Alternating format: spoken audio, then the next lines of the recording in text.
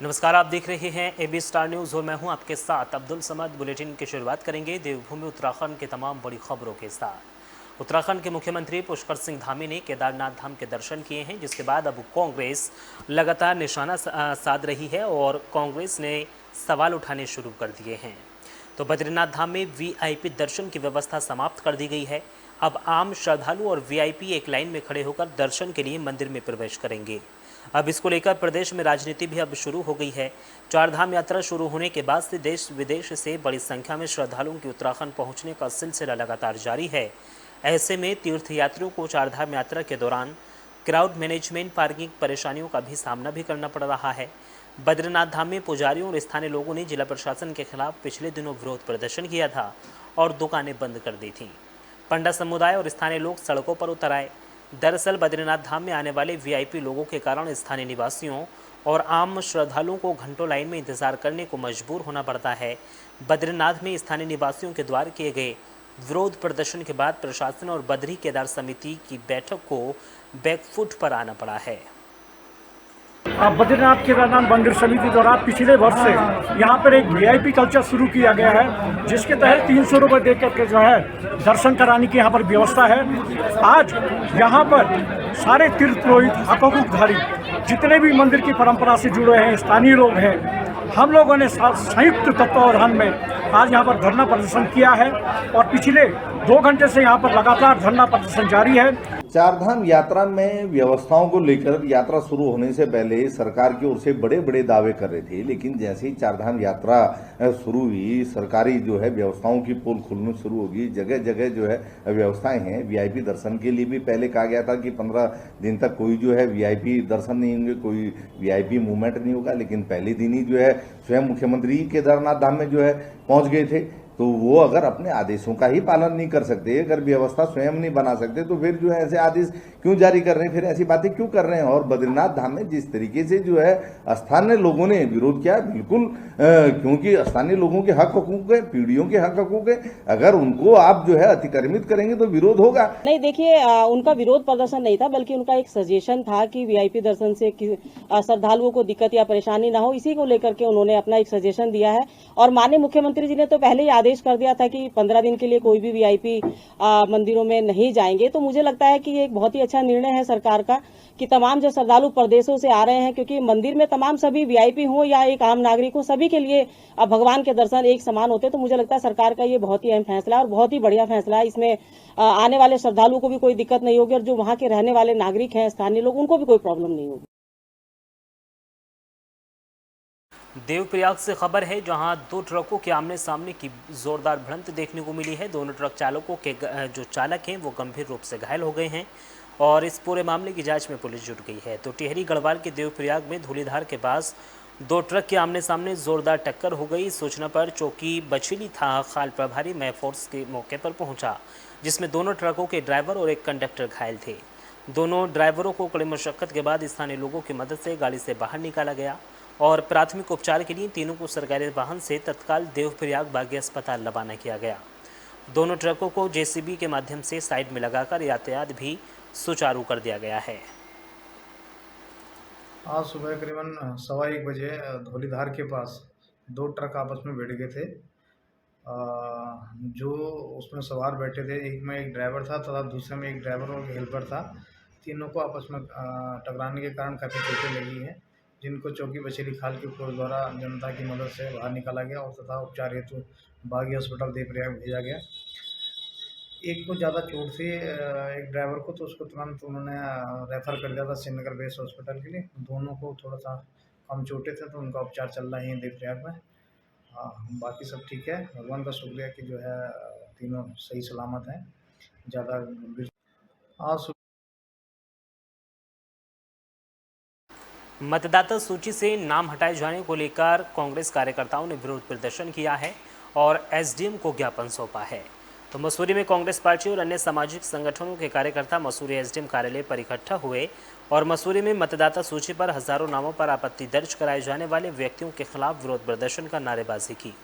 इस मौके पर एसडीएम मसूरी को कांग्रेस पार्टी के द्वारा मतदाता सूची से किसी के नाम को न काटने को लेकर ज्ञापन दिया गया। मसूरी कांग्रेस के शहर अध्यक्ष अमित गुप्ता और कांग्रेस नेता मेघ सिंह कंडारी ने कहा है कि कुछ लोग राजनीति से प्रेरित होकर मसूरी में पिछले कई सालों से निवास कर रहे लोगों के नामों को नगर पालिका परिषद मसूरी के मतदाता सूची से कटवाने को लेकर झूठे तथ्यों के आधार पर प्रशासन और निर्वाचन आयोग को गुमराह कर रहे हैं।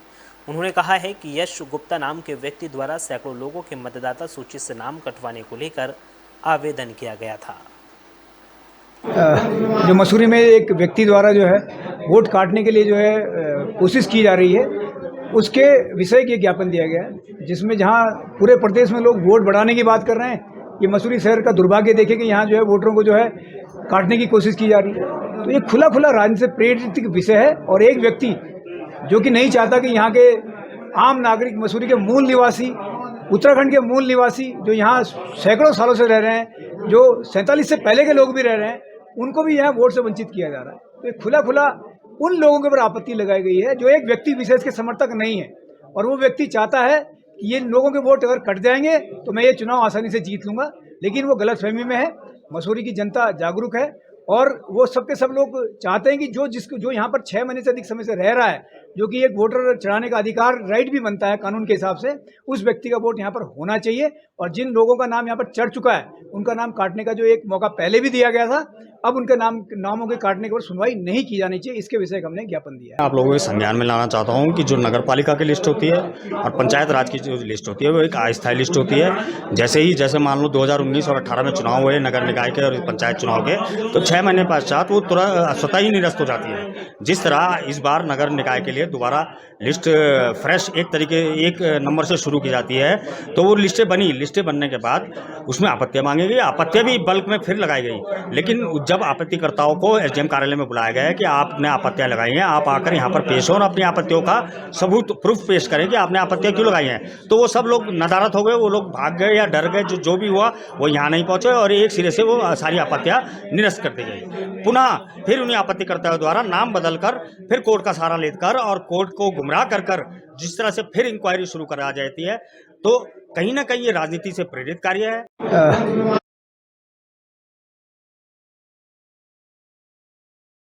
खबरों में आगे बढ़ेंगे। मसूर के एक निजी स्कूल में गुलदार की चहलकदमी दिखाई दी है, जिसके बाद ग्रामीणों में दहशत का माहौल है और इसकी सूचना मिलने के बाद वन विभाग की टीम भी मौके पर पहुंची है और इलाके को अलर्ट पर रहने के निर्देश दिए गए हैं। तो मसूरी बरलेगंज क्षेत्र के एक निजी स्कूल परिसर में गुलदार की चहलकदमी करते हुए देखा गया है, जिसके बाद क्षेत्र में हड़कंप मचा हुआ है। स्कूल परिसर में गुलदार देखे जाने पर स्थानीय लोगों ने वन विभाग को सूचना दी है, जिसके बाद वन विभाग की टीम डीएफओ मसूरी अमित के निर्देश पर मौके पर पहुंची है और गुलदार को ढूंढने की कोशिश की गई है। जी, इसमें हमें ये सेंट जॉर्ज कॉलेज जो एक स्कूल है उसमें एक लेपर्ड की जो है वो सूचना मॉर्निंग में मिली थी और एक वीडियो भी इसमें जो है सर्कुलेट हो रहा है, जिसके क्रम में हमने अपनी टीम जो है वो एक मौके पे भेजी है। तो टीम द्वारा जो है वहाँ पे पूरे एरिया की जो है कॉम्बिंग की गई, तो कोई बाघ मतलब कोई लेपर्ड तो वहाँ पे नहीं पाया गया, लेकिन तब भी हमारी टीम जो है रात में भी जो है उस एरिया में निरंतर गश्त करेगी, जिससे कोई भी अगर ऐसी कोई मूवमेंट होगी लेपर्ड की तो उसमें फिर जो है हम लोग आगे कार्रवाई करेंगे। जी, इसमें हमें ये सेंट जॉर्ज कॉलेज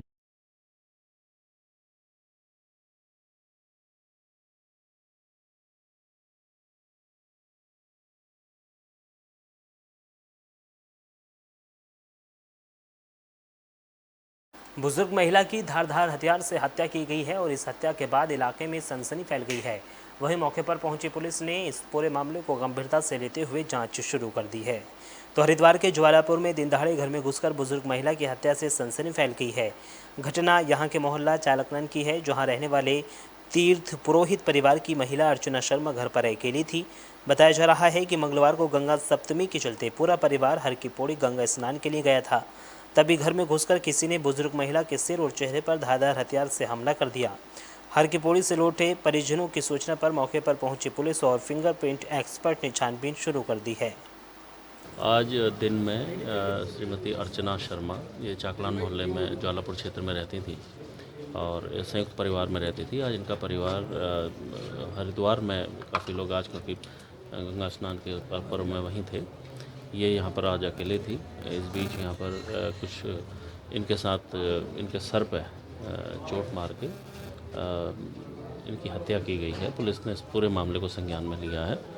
जल्दी ही हम इसको वर्कआउट भी करेंगे और इसके पीछे क्या कारण है इसकी हम लोग समीक्षा कर रहे हैं और जो भी विवेचना में आगे बात आएगी उसी का आधार पर आगे कार्रवाई की जाएगी। सर प्रथम दृष्टया क्या लग रहा है क्योंकि घर पे कोई नहीं था?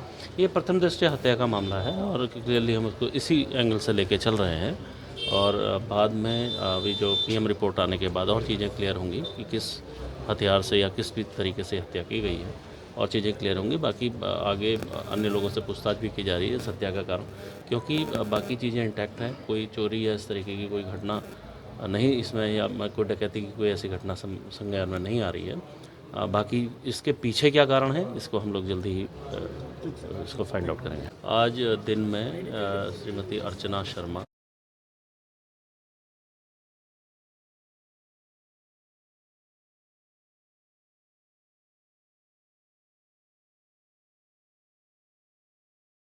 और फिलहाल इस बुलेटिन में सिर्फ इतना ही। देश और दुनिया की तमाम बड़ी खबरों के लिए बने रहने के लिए AB स्टार न्यूज़ देखते रहिएगा।